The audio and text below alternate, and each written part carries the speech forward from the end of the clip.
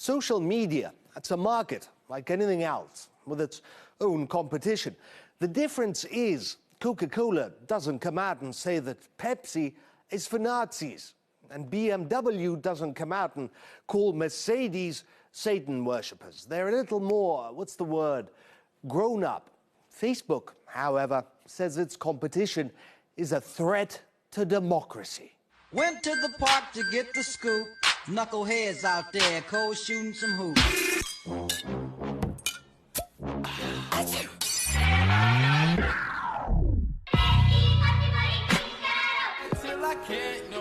I got the horses in the bag.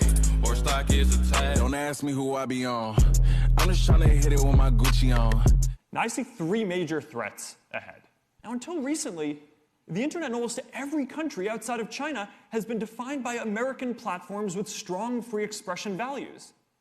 But there's no guarantee that these values will win out. A decade ago, almost all of the major internet platforms were American. Today, 6 of the top 10 are Chinese.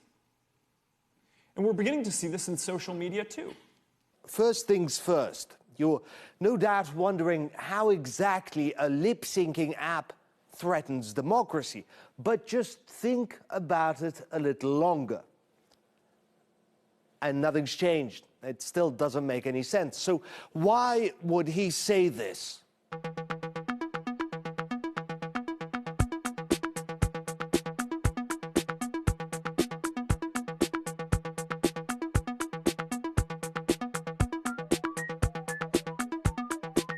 Now it does make sense. Facebook is eating dust. In 2016, Zuckerberg tried to buy musical.ly, the predecessor of TikTok. Talks collapsed, Facebook walked away. Then the Chinese bought it, and TikTok exploded, leaving Facebook envious at the numbers that were being pulled in. So, as would any dirty businessman, Zuckerberg smears it.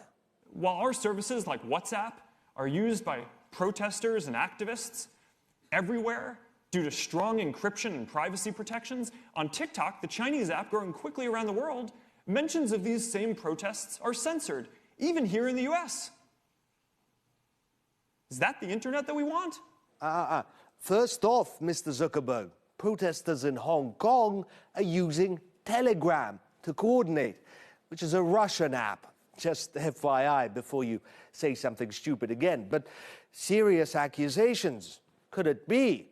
Could TikTok really be censoring lip-syncing in Hong Kong?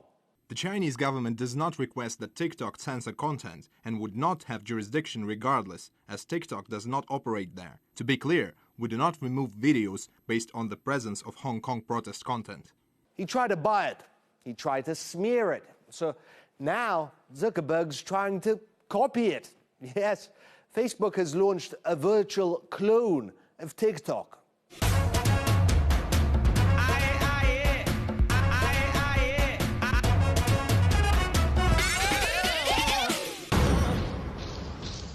Now that we've established what's what, we can ask ourselves if there's any cause left that Zuckerberg won't use to get his hands on more money. I don't know if he knows. I mean, do you think he knows what it looks like to everyone else? The CEO of Facebook complaining about censorship. Well, Mr. Zuckerberg, I will say there are a great many Americans who I think are deeply concerned that Facebook and other tech companies are engaged in a pervasive pattern of bias and political censorship. In May of 2016, Gizmodo reported that Facebook had purposely and routinely suppressed conservative stories from trending news.